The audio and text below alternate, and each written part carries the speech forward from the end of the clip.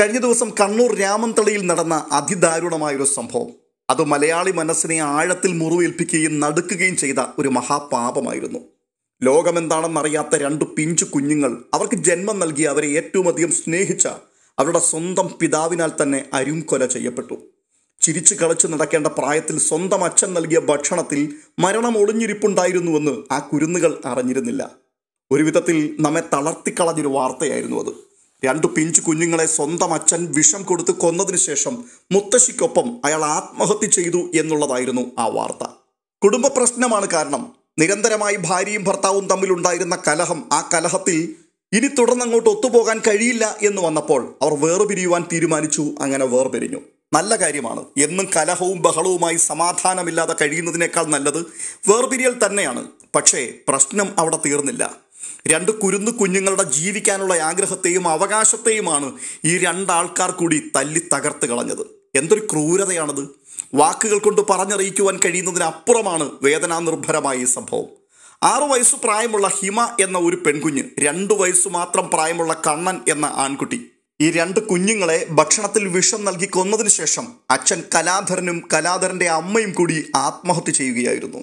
ഈ വിഷയത്തിൽ പുറത്തു വരുന്ന വാർത്തകളോടുള്ള ബന്ധത്തിൽ മനസ്സിലാക്കുവാൻ കഴിയുന്നത്, ചില നാളുകൾക്ക് മുമ്പ് ഈ ദമ്പതികൾ തമ്മിൽ വേർപിരിഞ്ഞു. അതിനുശേഷം കുട്ടികളെ വിട്ടുകിട്ടുവാൻ വേണ്ടി തന്റെ ഭാര്യ ഉഷ കോടതിയെ സമീപിച്ചിരുന്നു. ഒടുവിൽ കോടതിയിൽ നിന്നും ഉഷയ്ക്ക് അനുകൂലമായ വിധിയുണ്ടായി. അങ്ങനെ കുഞ്ഞുങ്ങളുമായി അവരവരുടെ വീട്ടിലേക്ക് പോയി. പക്ഷേ അച്ഛനെയും മുത്തശ്ശനെയും മുത്തശ്ശിയെയും ഒക്കെ പിരിഞ്ഞ് ഈ കുരുന്നുകൾക്ക് അവിടെ നിൽക്കുവാൻ കഴിയാത്ത സാഹചര്യം ഉണ്ടാവുകയും കുഞ്ഞുങ്ങൾ നിരന്തരമായി കരച്ചിലും നിലവിളിയും ഒക്കെ ആരംഭിച്ചു. അങ്ങനെ ഒടുവിൽ അച്ഛൻ്റെ വീട്ടിലേക്ക് തന്നെ ആ കുഞ്ഞുങ്ങളെ മടക്കി കൊണ്ടുവരേണ്ടി വന്നു. പക്ഷേ എന്തു വില കൊടുത്തും കുട്ടികളെ പിടിച്ചെടുത്തേ അടങ്ങൂ എന്നുള്ള വാശി അമ്മയെ വീണ്ടും കോടതിയിലെത്തിച്ചു. മാത്രവുമല്ല, ഈ കുഞ്ഞുങ്ങളെ നേടിയെടുക്കുവാൻ വേണ്ടി അവർ ഒരു വലിയ കടും കൈക്ക് കൂടി മുതിർന്നു. അത് തൻ്റെ ഭർത്താവിൻ്റെ പിതാവ്, 60 വയസ്സുള്ളൊരു മനുഷ്യനാണ്. അദ്ദേഹത്തിനെതിരായി പോക്സോ കേസ് പോലും കൊടുത്തു. എത്ര വലിയ ക്രൂരമായ നടപടിയാണിതൊക്കെ! ഒടുവിൽ കുഞ്ഞുങ്ങളുടെ പ്രായം കണക്കിലെടുത്തിട്ട് കോടതി അമ്മയ്ക്കൊപ്പം തന്നെ കുഞ്ഞുങ്ങൾ പാർക്കണം എന്ന് വിധിച്ചതോടുകൂടി ഉഷ ജയിച്ചു. എന്നാൽ ഉഷയെ തോൽപ്പിക്കുവാൻ വേണ്ടി 2 കുഞ്ഞുങ്ങളെ അരുംകൊല ചെയ്ത ശേഷം അച്ഛനും മുത്തശ്ശിയും കൂടി ഒടുവിൽ ജീവനൊടുക്കി. കലാധരന്റെ അച്ഛൻ ഒരു ഓട്ടോറിക്ഷ ഡ്രൈവറാണ്. അദ്ദേഹം വൈകിട്ട് ഓട്ടമൊക്കെ കഴിഞ്ഞതിന് ശേഷം വീട്ടിലേക്ക് മടങ്ങിയെത്തിയപ്പോൾ കണ്ടത് വീടിന്റെ പൂമുഖത്ത് എഴുതി വെച്ചിരിക്കുന്ന ഒരു ആത്മഹത്യാക്കുറിപ്പായിരുന്നു. അത് വായിച്ചതിന് ശേഷം ആകാംക്ഷയോടുകൂടി താൻ വീട്ടിനകത്തേക്ക് കയറിയപ്പോൾ കണ്ട കാഴ്ച ഹൃദയം തകർക്കുന്ന ദാരുണമായ സംഭവമാണ്. സത്യത്തിൽ ഈ വാർത്ത കേട്ടപ്പോൾ തന്നെ നമ്മുടെ ഹൃദയം തകർന്നു. മനുഷ്യന്റെ ഉള്ളിൽ കൊടികുത്തി വാഴുന്ന അഹംഭാവത്തിന്റെയും പകയുടെയും വെറുപ്പിന്റെയും ഒക്കെ പ്രതിഫലനം അതെത്ര ഭീകരമായ രീതിയിലാണ് പുറത്തേക്ക് വന്നുകൊണ്ടിരിക്കുന്നത്. ഈ സംഭവത്തെക്കുറിച്ചുള്ള വെളിപ്പെടുത്തൽ വന്നതോടുകൂടി ഇരുവിഭാഗത്തിനുമെതിരായി ജനങ്ങൾ രൂക്ഷമായ പ്രതികരണങ്ങളാണ് സോഷ്യൽ മീഡിയയിൽ നടത്തുന്നത്. ബഹുഭൂരിപക്ഷം ആൾക്കാരും ഈ കുട്ടികളുടെ അമ്മയായ ഉഷയ്ക്കെതിരെയാണ് സംസാരിക്കുന്നത്. അവർക്കിപ്പോൾ സമാധാനമായല്ലോ, അവർ ജയിച്ചല്ലോ, ഇനി അവർക്ക് കേസും വേണ്ട, കോടതിയും വേണ്ട, എല്ലാം കൊണ്ടും അവർക്ക് തൃപ്തിയായല്ലോ. ഈ രീതിയിലുള്ള കമന്റുകൾ പെരുകുകയാണ്. അപ്പോൾ തന്നെ മറുവശത്ത് അമ്മയെ തോൽപ്പിക്കുവാൻ വേണ്ടി സ്വന്തം കുഞ്ഞുങ്ങളെ കൊന്നുകളഞ്ഞ അച്ഛനെതിരെയും ജനങ്ങൾ നല്ല രീതിയിൽ പ്രതികരിക്കുന്നുണ്ട്. സത്യത്തിൽ ആ കുഞ്ഞുങ്ങൾ എന്തു പിഴച്ചു? മാതാപിതാക്കൾ തമ്മിൽ എന്തിനാണ് വഴക്കുണ്ടാക്കുന്നതെന്ന് മനസ്സിലാക്കാൻ പോലുമുള്ള പ്രായം ആ കുട്ടികൾക്കായിട്ടില്ല. എന്തുകൊണ്ടാണ് അച്ഛനെ വിട്ട് അമ്മയുടെ വീട്ടിൽ പോയി അമ്മ നിൽക്കുന്നത് എന്ന് ആ കുഞ്ഞുങ്ങൾക്ക് അറിയില്ല. അതേക്കുറിച്ച് അവരോട് വിശദീകരിച്ചാൽ അത് മനസ്സിലാക്കാനുള്ള വകതിരിവ് ആ കുരുന്നുകൾക്കായിട്ടില്ല. പൂമ്പാറ്റകളെ പോലെ പാറിപ്പറന്ന് സന്തോഷിച്ചു നടക്കേണ്ട കുഞ്ഞുങ്ങൾ, കളിക്കുക, ചിരിക്കുക, അതിനപ്പുറത്ത് അവർക്ക് മറ്റൊരു ലോകമില്ല. കുടുംബം എന്താണെന്നോ, കുടുംബ പ്രശ്നങ്ങൾ എന്താണെന്നോ, കോടതിയും കേസും വിവാഹമോചനവും എന്താണെന്നോ ഒന്നും തന്നെ തിരിച്ചറിയുവാൻ പക്വതയില്ലാത്ത കുരുന്നു ബാല്യങ്ങൾ. ആ വീടിന്റെ വാതിൽക്കിലേക്ക് നിങ്ങളൊന്ന് നോക്കിക്കേ. അവിടെ ഒരു നക്ഷത്രം തൂങ്ങിക്കിടപ്പുണ്ട്. ക്രിസ്മസ് ആണ്. അച്ഛനോ വലിയച്ഛനോ വാങ്ങിക്കൊണ്ടുവന്ന ആ ക്രിസ്മസ് വിളക്ക് ആ വീടിന്റെ വാതിൽക്കൽ തൂക്കുമ്പോൾ, അത് പ്രകാശിക്കുമ്പോൾ ആ കുഞ്ഞുങ്ങൾക്ക് എത്രമാത്രം സന്തോഷമാണ് ഉണ്ടായിരുന്നിരിക്കുക. ക്രിസ്മസ് കരോൾ പാടിക്കൊണ്ട് ആ വീട്ടിലും പല സംഘങ്ങൾ എത്തിയിട്ടുണ്ടാവില്ലേ? അതൊക്കെ കണ്ട് ക്രിസ്മസ് പപ്പായ്ക്ക് കൈയും കൊടുത്ത് സന്തോഷിച്ച് നടക്കുന്ന ആ കുഞ്ഞുങ്ങൾ അറിഞ്ഞിട്ടുണ്ടായിരുന്നില്ല തൊട്ടടുത്ത ദിവസം അവരുടെ സന്തോഷം അവസാനിക്കുകയാണ് എന്നും, അവരുടെ അച്ഛൻ തന്നെയാണ് അവരെ കൊല്ലാൻ പോകുന്നതെന്നും, ഇനി ഈ ലോകത്തിൽ അവരില്ല എന്നും, അവർക്ക് ഈ ഭൂമിയിൽ ജീവിക്കുവാനുള്ള അവകാശമില്ല എന്നുമുള്ളത്. സത്യത്തിൽ ഇവിടെ ആരെയാണ് നമ്മൾ കുറ്റപ്പെടുത്തേണ്ടത്? അല്ല, കുറ്റപ്പെടുത്തിയിട്ട് തന്നെ എന്ത് കാര്യം? പോകാനുള്ളവർ പോയി കഴിഞ്ഞു. ഇനിയിപ്പോൾ ആർക്കു വേണ്ടിയാണ് ഈ ഗുണദോഷങ്ങളൊക്കെ? ഇങ്ങനെ ചോദിച്ചേക്കാം. ആർക്കു വേണ്ടിയാണ് എന്ന് ചോദിച്ചാൽ ജീവിച്ചിരിക്കുന്ന ആൾക്കാർക്ക് വേണ്ടിയാണ്. അതിൻ്റെ കാരണം, ഏഷ്യയുടെ ഡിവോഴ്സ് ക്യാപിറ്റൽ എന്ന പേരിലാണ് കുറച്ചു കാലമായി കേരളം അറിയപ്പെടുന്നത്. എന്ന് വെച്ചാൽ കുടുംബ കോടതികളുടെ വരാന്തയിൽ എങ്ങനെയെങ്കിലും ഈ നശിച്ച ബന്ധത്തിൽ നിന്നൊന്ന് പുറത്തെത്തിയാൽ മതി എന്നുള്ള ആഗ്രഹത്തോടു കൂടി കോടതി വിധി കാത്തു നിൽക്കുന്ന ദമ്പതികളുടെ എണ്ണം അനുനിമിഷം പെരുകിക്കൊണ്ടിരിക്കുകയാണ്. യാതൊരു കാരണവശാലും തോൽക്കുവാൻ പാടില്ല. അതിനുവേണ്ടി ഏതറ്റം വരെയും പോകുവാൻ തയ്യാറായി നടക്കുന്ന അനേക ആൾക്കാരുണ്ട്. അത്തരക്കാർ ഒന്ന് തല ഉയർത്തി നോക്കിയാൽ അവർക്കുള്ള പല മുന്നറിയിപ്പുകളും ഈ ഒരു സംഭവത്തിന്റെ പശ്ചാത്തലത്തിൽ നമുക്ക് കാണുവാൻ കഴിയും. ദാമ്പത്യ കലഹങ്ങൾ എങ്ങനെയാണ് പിഞ്ചു കുഞ്ഞുങ്ങളുടെ ജീവൻ എടുക്കുന്ന കൊടും ക്രൂരതകളായി മാറുന്നത് എന്നുള്ളത് അതീവ ഗൗരവത്തോടു കൂടി വിശകലനം ചെയ്യേണ്ട ഒരു കാര്യമാണ്. പലപ്പോഴും പങ്കാളിയോടുള്ള തീർത്താൽ തീരാത്ത പക തീർക്കുവാൻ ഏറ്റവും എളുപ്പ വഴി അവർക്ക് ഏറ്റവും പ്രിയപ്പെട്ടത് എന്താണോ അതിനെ തകർക്കുക എന്നുള്ളതാണ്. മിക്ക മാതാപിതാക്കൾക്കും തങ്ങളുടെ ജീവനേക്കാൾ വലുതാണ് മക്കൾ എന്ന് പറയുന്നത്. പങ്കാളിയെ മാനസികമായി എന്നേക്കുമായി തകർക്കുവാൻ കുഞ്ഞുങ്ങളെ കൊലപ്പെടുത്തുന്ന ക്രൂരമായ മാനസികാവസ്ഥയിലേക്ക് വ്യക്തികൾ എത്താറുണ്ട്. ഇവിടെ കുട്ടികൾ മക്കളായിട്ടല്ല, മറിച്ച് പ്രതികാരത്തിനുള്ള ആയുധങ്ങളായിട്ടാണ് കാണപ്പെടുന്നത്. അവര് എൻ്റേതല്ലെങ്കിൽ ആരുടേതുമാകണ്ട എന്നുള്ള സ്വാർത്ഥത. കോടതി വിധിയിലൂടെ കുട്ടികളെ പങ്കാളിക്ക് വിട്ടുകൊടുക്കേണ്ടി വരുമ്പോൾ ഉണ്ടാകുന്ന ഈഗോയാണ് മറ്റൊരു കാരണം. ഞാൻ കഷ്ടപ്പെട്ടു വളർത്തിയ കുട്ടികൾ എന്നെ വിട്ടുപോയി മറ്റൊരാളോടൊപ്പം സുഖമായി ജീവിക്കണ്ട എന്ന അതിഭീകരമായൊരു സ്വാർത്ഥത അവരെ കൊലപാതകത്തിന് പ്രേരിപ്പിക്കുകയാണ്. തോൽവി സമ്മതിക്കുവാൻ കഴിയാത്ത ഒരുതരം വ്യക്തിത്വ വൈകല്യമാണിത്. ദാമ്പത്യ കലഹങ്ങൾ നീണ്ടുപോകുമ്പോൾ വ്യക്തികളുടെ യുക്തിപരമായ ചിന്താശേഷി നശിക്കുന്നു. കോടതി വിധി തിരിച്ചടിയാവുമ്പോൾ ഉണ്ടാകുന്ന കടുത്ത നിരാശയും ദേഷ്യവും അവരെ ചിന്തിക്കുവാൻ പ്രേരിപ്പിക്കുന്നത് ഇനി ജീവിച്ചിരുന്നിട്ട് കാര്യമില്ല, നമുക്ക് എല്ലാവർക്കും അങ്ങ് മരിക്കാം എന്നുള്ള രീതിയിലാണ്. താൻ മരിക്കുമ്പോൾ തൻ്റെ കുഞ്ഞുങ്ങൾ ഒറ്റപ്പെട്ടുകൂടാ എന്നുള്ള ഒരു വ്യാജമായ സഹതാപം വഴി കുഞ്ഞുങ്ങളെയും അവർ മരണത്തിലേക്ക് വലിച്ചിഴയ്ക്കുകയാണ്. കുട്ടികളെ സംബന്ധിച്ചിടത്തോളം അവരുടെ ലോകം അച്ഛനും അമ്മയുമാണ്. അച്ഛൻ വിഷം കലർത്തിയ ഭക്ഷണമാണ് നൽകുന്നതെന്ന് തിരിച്ചറിയുവാനുള്ള ശേഷി അവർക്കില്ല. തന്നെ സംരക്ഷിക്കേണ്ട കൈകൾ തന്നെ തൻ്റെ ജീവൻ എടുക്കുമെന്ന് അവർ സ്വപ്നത്തിൽ പോലും വിചാരിക്കില്ല. ഈ ഒരു വിശ്വാസ വഞ്ചനയാണ് ഇത്തരം സംഭവങ്ങളിലെ ഏറ്റവും വലിയ ക്രൂരത എന്ന് പറയുന്നത്. അതെ, കുഞ്ഞുങ്ങളോട് കാണിക്കുന്ന ഭീകരമായ വിശ്വാസ വഞ്ചനയെന്ന് തന്നെ ഇതിനെ വിശേഷിപ്പിക്കണം. ഇത്തരം കുറ്റകൃത്യങ്ങളിലേക്ക് പലരും എത്തുവാൻ അവരെ പ്രേരിപ്പിക്കുന്ന പ്രധാനപ്പെട്ട ഘടകം എന്താണെന്ന് ചോദിച്ചാൽ, വേർപിരിയലിന് ശേഷം സമൂഹം അവരെ എങ്ങനെ കാണും എന്നുള്ള ഭയമാണ്. അത് പലരെയും വേട്ടയാടുന്നുണ്ട്. കുട്ടികളെ വിട്ടുകൊടുത്തു, താൻ തോറ്റുപോയി എന്നുള്ളത് മറ്റുള്ളവർ പറയുമോ എന്നുള്ള പേടി പലരെയും ആത്മഹത്യയിലേക്കും കൊലപാതകങ്ങളിലേക്കും ഒക്കെ നയിക്കുന്നുണ്ട്. പക്ഷേ എന്തൊക്കെ വ്യാഖ്യാനങ്ങൾ നാം കൊടുത്താലും രണ്ടു വ്യക്തികൾ തമ്മിലുള്ള പൊരുത്തക്കേടുകൾക്ക് എന്തിനാണ് ആ പിഞ്ചു കുഞ്ഞുങ്ങൾ ബലിയാടാകുന്നത് എന്നുള്ളത് പ്രധാനപ്പെട്ട ഒരു ചോദ്യമാണ്. ഇത്തരം കേസുകളിൽ കോടതിയുടെ വിധി വരുന്നത് കുഞ്ഞുങ്ങളുടെ സുരക്ഷിതമായ ഭാവിയെ മുൻനിർത്തിക്കൊണ്ടാണ്. പക്ഷേ ആ ഒരു വിധി തൻ്റെ ഈഗോയ്ക്കേറ്റ ഏറ്റവും വലിയ മുറിവായി കാണുന്ന ഒരച്ഛനെയാണ് നമ്മളിവിടെ കണ്ടത്. ഉടൻ തന്നെ ആ കുരുന്നുകൾക്ക് വിഷം നൽകി കൊലപ്പെടുത്തുമ്പോൾ അവിടെ മരിക്കുന്നത് ശരിക്കും മാനവികത തന്നെയാണ്. തോൽക്കുവാൻ മനസ്സില്ലാത്ത മനസ്സ് ഒരു കൊലയാളിയായി മാറുന്ന കാഴ്ചയാണ് പിന്നീട് നമ്മൾ കാണുന്നത്. ഇവിടെ ഈ ഭർത്താവിന്റെ മനഃശാസ്ത്രം പരിശോധിച്ചാൽ മനസ്സിലാക്കുവാൻ കഴിയുന്നത് നാർസിസ്റ്റിക് പേഴ്സണാലിറ്റി എന്നൊരു വൈകല്യമാണ്. ഇത്തരക്കാർക്ക് താൻ വിചാരിക്കുന്നത് പോലെ തന്നെ എല്ലാ കാര്യങ്ങളും നടക്കണം എന്നുള്ളൊരു വാശി അതല്പം കൂടുതലായിരിക്കും. കുഞ്ഞുങ്ങളെ സ്വന്തം രക്തമായി കാണുന്നതിന് പകരം തൻ്റെ അധികാര പരിധിയിലുള്ള വസ്തുക്കളായിട്ടാണ് ഇവർ കാണുന്നത്. കോടതി വിധിയിലൂടെ ആ അധികാരം നഷ്ടപ്പെടുന്നു എന്ന് കാണുമ്പോൾ അവർക്കത് സഹിക്കുവാൻ കഴിയില്ല. ആ സമയത്ത് അവരിൽ ഉണ്ടാകുന്നത് പ്രതികാര ബുദ്ധിയാണ്. തൻ്റെ ഭാര്യയെ ജീവിതകാലം മുഴുവൻ നീറുന്ന വേദനയിൽ തളച്ചിടുവാൻ കണ്ടെത്തുന്ന വഴി അത് മക്കളെ ഇല്ലാതാക്കുക എന്നുള്ളതാണ്. എന്നുവെച്ചാൽ നീ ജയിച്ചു എന്ന് നീ കരുതണ്ട, നിനക്കിനി ഒന്നും ബാക്കി ഉണ്ടാവില്ല, ബാക്കിയൊന്നും ഞാൻ വെക്കില്ല. ഇത്തരത്തിലുള്ള ഭയാനകമായൊരു സന്ദേശമാണ് ഈ കൊലപാതകത്തിൽ കൂടി അയാൾ നൽകുന്നത്. കോടതി വിധി എന്നുള്ളത് ഈ മനുഷ്യനൊരു നീതിയായിട്ടല്ല, മറിച്ച് തൻ്റെ പരാജയമായിട്ടാണ് തോന്നിയത്. സമൂഹത്തിന്റെ മുൻപിലും പ്രത്യേകിച്ച് ഭാര്യയുടെ മുൻപിലും താൻ തോറ്റുപോയി എന്നുള്ളത് ഒരു വലിയ പകയായി തൻ്റെ മനസ്സിൽ അവശേഷിച്ചു.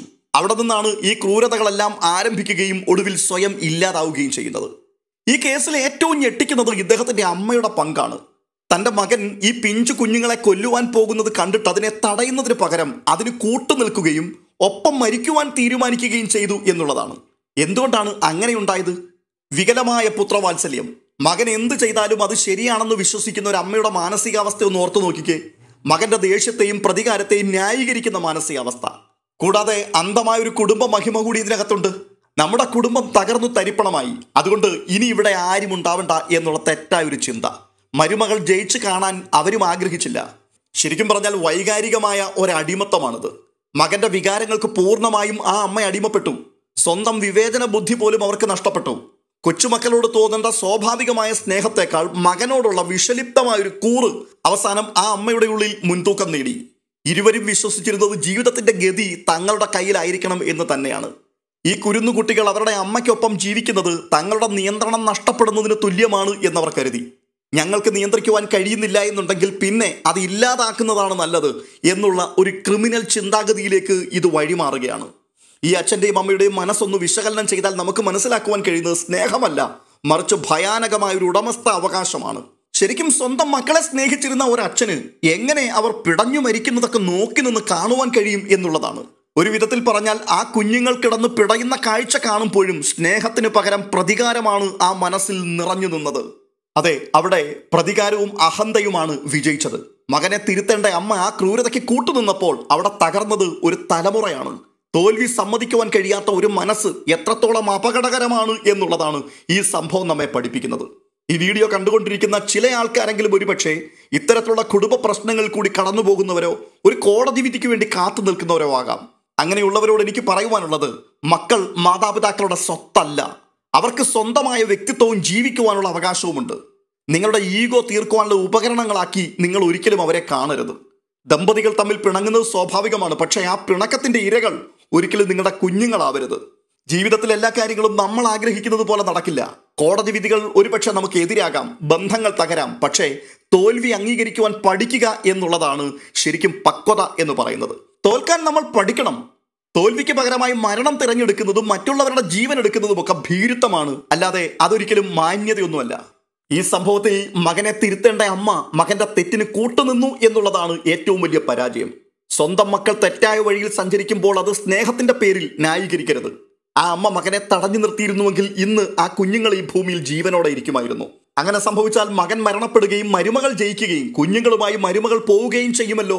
അതൊരിക്കലും അംഗീകരിച്ചു കൊടുക്കുവാൻ കഴിയില്ല എന്നുള്ള മാനസികാവസ്ഥയിലേക്ക് എത്തിച്ചേർന്നതാണ് ഈ അമ്മയുടെ ഏറ്റവും വലിയ പരാജയം. ഇത്തരം കുടുംബ പ്രശ്നങ്ങൾ അത് ഒറ്റപ്പെട്ട സംഭവങ്ങളൊന്നുമല്ല. അങ്ങനെയുള്ള സാഹചര്യങ്ങൾ മാനസികമായ സമ്മർദ്ദങ്ങളേറും. അങ്ങനെയുള്ള സമ്മർദ്ദങ്ങൾ വരുമ്പോൾ, ഉള്ളിൽ പ്രതികാര ബുദ്ധി വളരുമ്പോൾ വിദഗ്ധ സഹായം തേടുവാനുള്ള എല്ലാ മാർഗങ്ങളും നമുക്ക് ഗവൺമെന്റ് നൽകിയിട്ടുണ്ട്. കൗൺസിലിംഗ് പോലെയുള്ള ഒട്ടനവധി സഹായ സഹകരണ പദ്ധതികൾ നമ്മുടെ ചുറ്റുപാടുകളിലുണ്ട്. അതൊക്കെ ഉപയോഗിക്കുവാനുള്ള ഒരു വിവേകം ഈ സമയത്ത് മനുഷ്യൻ കാണിക്കണം. അല്ലാതെ ഒരു നിമിഷത്തെ വൈകാരിക വിക്ഷോഭത്തിൽ നിങ്ങൾ ചെയ്യുന്ന ചില ക്രൂരമായ പ്രവർത്തികൾക്ക് ഒരിക്കലും കാലം നിങ്ങൾക്ക് മാപ്പ് തരില്ല. ഇവിടെ ഇന്നലെ വരെ ചിരിച്ചുല്ലസിച്ച് ആഹ്ലാദിച്ച് നടന്ന ആ കുഞ്ഞുങ്ങൾ ഇന്നിതാ മണ്ണോട് ചേർന്ന് കഴിഞ്ഞു. അവർക്ക് വേണ്ടി കണ്ണീർ വാർക്കുന്നത് കൊണ്ട് മാത്രം യാതൊരു കാര്യവുമില്ല. ഇനി ഒരു വീട്ടിലും വാശിയുടെയും പകയുടെയും പേരിൽ കുഞ്ഞുങ്ങളുടെ ചോര വീഴരുത്. നിയമ പോരാട്ടങ്ങൾക്കും കോടതി വിധികൾക്കും ഇടയിൽ നമ്മൾ മറന്നു പോകുന്നതൊന്നുണ്ട്. അത് കുഞ്ഞുങ്ങളുടെ പുഞ്ചിരിയാണ്. അത് കെടുത്തുവാൻ ഈ ഭൂമിയിൽ ഒരു മനുഷ്യനും അവകാശമില്ല. ഇനി ഈ കേസിൽ കുട്ടികളുടെ അമ്മയുടെ ഭാഗത്തു നിന്നുണ്ടായ ചില നീക്കങ്ങൾ, അതിനെയും നമുക്ക് പൂർണ്ണമായി നീതീകരിക്കുവാനും ന്യായീകരിക്കുവാനും കഴിയില്ല. ഒരു മോശമായ ബന്ധത്തിൽ നിന്ന് തൻ്റെ മക്കളെ പുറത്തു കൊണ്ടുവരണം എന്ന് ആഗ്രഹിക്കുമ്പോൾ മക്കളെ വിട്ടുകിട്ടുവാൻ ഏതറ്റം വരെയും പോകുവാൻ ഒരമ്മ തയ്യാറായേക്കും. അവിടെ ലക്ഷ്യം മാർഗത്തെ നീതീകരിക്കുന്നു എന്ന തെറ്റായ ചിന്താഗതി അവരെ നയിച്ചിട്ടുണ്ടാകാം. അല്ലെങ്കിൽ വക്കീൽമാർ അങ്ങനെ ഉപദേശിച്ചിട്ടുണ്ടാവാം. കുട്ടികളെ വിട്ടുകിട്ടുവാൻ ഭർത്താവിൻ്റെ അച്ഛനെതിരെ അല്ലെങ്കിൽ കുട്ടികളുടെ മുത്തശ്ശനെതിരെ വ്യാജമായ ആരോപണങ്ങൾ, പോക്സോ പോലെയുള്ള വകുപ്പുകൾ ഉന്നയിക്കുന്നത് ഒരു തന്ത്രമായിട്ടാണ് അവർ കണ്ടത്. എന്നാൽ ഇത്തരം വ്യാജ ആരോപണങ്ങൾ എതിർഭാഗത്തുള്ള വ്യക്തികളിൽ അല്ലെങ്കിൽ ഭർത്താവിലും ഭർത്താവിൻ്റെ കുടുംബത്തിലും ഉണ്ടാക്കുന്ന മാനസികാഘാതം അത് എത്രത്തോളം കടുത്തതായിരിക്കും എന്നവർ ചിന്തിച്ചിട്ടില്ല. ഒരുപക്ഷെ ഭർത്താവ് തന്നെ മാനസികമായി പീഡിപ്പിച്ചു എന്നുള്ള തിരിച്ചറിവിൽ നിന്നും അയാളെയും അയാളുടെ കുടുംബത്തെയും നിയമപരമായി തകർക്കുക എന്നുള്ള ചിന്തയിലേക്കാണ് ആ അമ്മ മുൻപോട്ട് പോയിട്ടുണ്ടാവുക. സത്യവും അസത്യവും കലർന്ന ആരോപണങ്ങൾ കോടതിയിലെത്തുമ്പോൾ അത് കേവലം ഒരു തർക്കമല്ല, മറിച്ചൊരു കുടുംബത്തിന്റെ ആകെ തകർച്ചയ്ക്കുള്ള വഴിമരുന്നായി മാറുകയാണ്. ഒടുവിൽ കേസിൽ വിജയിച്ചപ്പോൾ, കുഞ്ഞുങ്ങളെ വിട്ടുകിട്ടിയപ്പോൾ അവർ അനുഭവിച്ച സന്തോഷം, ആ സന്തോഷം നിമിഷങ്ങൾക്കുള്ളിൽ വലിയൊരു ദുരന്തത്തിന് വഴിമാറി. സ്വന്തം വിജയത്തിന് വേണ്ടി ഉപയോഗിച്ച വ്യാജ ആരോപണങ്ങൾ അത് ഭർത്താവിനെ എത്രത്തോളം പ്രകോപിപ്പിച്ചു എന്നുള്ളത് ഇപ്പോഴാണ് അവർക്ക് മനസ്സിലായിട്ടുണ്ടാവുക. ഈ കഥയിൽ ആരും പൂർണ്ണമായിട്ട് നിരപരാധികളല്ല. തൻ്റെ കുഞ്ഞുങ്ങളെ വിട്ടുകിട്ടുവാൻ വേണ്ടി ആ സ്ത്രീ നടത്തിയ നിയമ പോരാട്ടത്തിൽ അവർ ചില വ്യാജ ആരോപണങ്ങൾ ഉന്നയിച്ചിരുന്നു എന്നുള്ളതാണ്. പക്ഷേ തൻ്റെ അച്ഛനെതിരെ പോലും കള്ളക്കേസ് നൽകി എന്നറിഞ്ഞപ്പോൾ ആ ഭർത്താവിനുണ്ടായ മാനസിക അവസ്ഥ അത് നമുക്ക് ഊഹിക്കുവാൻ കഴിയും. നിയമത്തെയും കോടതിയെയും സ്വന്തം സ്വാർത്ഥതയ്ക്കോ പ്രതികാരത്തിനോ വേണ്ടി ദുരുപയോഗം ചെയ്യുമ്പോൾ ഇതൊക്കെ ചിന്തിക്കേണ്ട കാര്യങ്ങളാണ്. അത് വലിയ തരത്തിലുള്ള പ്രകോപനങ്ങളിലേക്കും ദുരന്തങ്ങളിലേക്കും ഒക്കെ നയിക്കും. കള്ളം പറഞ്ഞു നേടുന്ന വിജയം അത് പലപ്പോഴും ദാരുണമായ അന്ത്യത്തിലേക്കായിരിക്കും വഴി തുറക്കുക.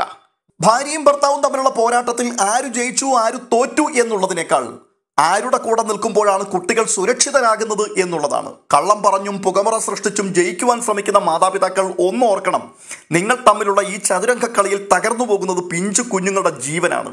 ഒരു കള്ള കേസ് കൊണ്ട് ഒരാളെ തകർക്കുവാൻ നോക്കുമ്പോൾ അത് നിങ്ങളുടെ കുഞ്ഞുങ്ങളുടെ മരണ വാറണ്ടായി ഒരിക്കലും മാറരുത്. അതുകൊണ്ട് ഈ വീഡിയോ കാണുന്നവർ ഇത്തരത്തിലുള്ള പ്രശ്നങ്ങൾ കൂടി കടന്നു പോകുന്നവരുണ്ടെങ്കിൽ അവരോട് ഒന്നേ പറയുവാനുള്ളൂ, നിങ്ങളുടെ ബന്ധങ്ങളിൽ പ്രശ്നമുണ്ടാകാം, പക്ഷേ ആ പ്രശ്നങ്ങളിലേക്ക് നിങ്ങളുടെ കുഞ്ഞുങ്ങളെ നിങ്ങൾ അനാവശ്യമായി വലിച്ചിഴക്കരുത്. അവർക്ക് ഈ ലോകത്തിൽ ജീവിക്കുവാനുള്ള അധികാരമുണ്ട്, അതിനുള്ള അവകാശമുണ്ട്. അത് നിങ്ങൾ ഹനിച്ചു കളയരുത്.